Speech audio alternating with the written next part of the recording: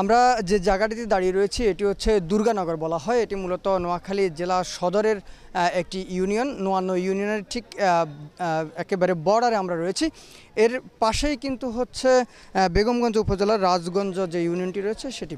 আপনারা দেখতে পাচ্ছেন যে অনেক মানুষ এখানে ভিড় করে দাঁড়িয়ে আছে। এটির একটি কারণ হচ্ছে গত 2 দিন থেকে নিখোঁজ রয়েছে এখানকার রাজগঞ্জের 7 নম্বর ওয়ার্ড ছাত্রদলের একজন নেতা ছিল। তিনি নিখোঁজ ছিলেন গত 2 দিন পর্যন্ত।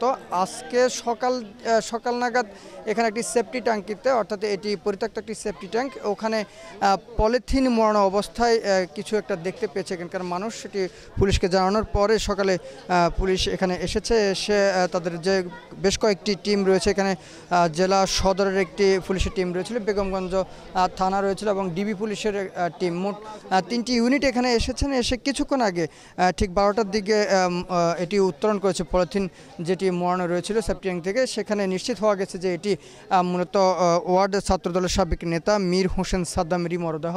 তিনি গত 2 দিন পর্যন্ত নিখোঁজ রয়েছেন।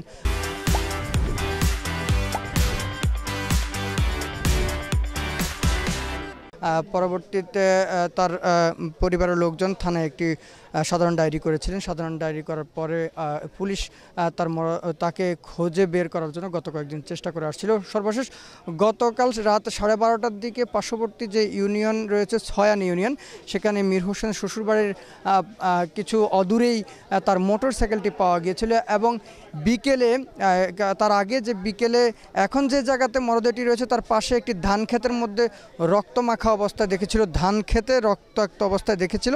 পরবর্তী সন্দেহ হওয়ার পরে কিন্তু পুলিশ রাত্র বিভিন্ন জায়গায় খোঁজাখুঁজি করেছে কিন্তু কিছু দেখতে পায়নি। সর্বশেষ আজকে সকালে পলিথিন মোড়ানো সেফটি ট্যাঙ্কে দেখতে পেয়ে পুলিশকে খবর দিলে পুলিশ এখানে এসে ঠিক 12টার দিকে তার মরদেহটি উদ্ধার করেছে এবং নিশ্চিত হয়েছে যে এটি মীর হোসেন সাদ্দামেরই মরদেহ ছিল এটি। আমরা পুলিশের সঙ্গে কথা বলার চেষ্টা করেছি এবং তার আত্মীয় স্বজন বা তার সহকর্মী যারা রয়েছে রাজনৈতিক, তাদের সাথে আমরা কথা বলেছি। তারা যেটি বলেছে যে আসলে কী কারণে এই ঘটনাটি ঘটেছে এটা এখনও পর্যন্ত নিশ্চিত হওয়া যায়নি। কারা কী কারণে এমন নৃশংস ঘটনা ঘটিয়েছে সেটি কিন্তু এখনও নিশ্চিত হওয়া যায়নি। তবে তার মরদেহ যেটি পাওয়া গিয়েছে তার পুরোটাই কিন্তু তার গলা কাটা অবস্থায় রয়েছে এবং তার শরীরের অনেকাংশ ঝরে গেছে, অর্থাৎ গরম হওয়ার কারণে হয়তো এই ঘটনাটি ঘটেছে এবং 2 দিন আগে যেহেতু ঘটেছে ফলে হয়তো এরকম অবস্থা রয়েছে। তবে সর্বশেষ যে বিষয়টি সেটি হচ্ছে পুলিশ প্রশাসন চেষ্টা করছে যে কারা এর সঙ্গে যুক্ত এবং কেন তাকে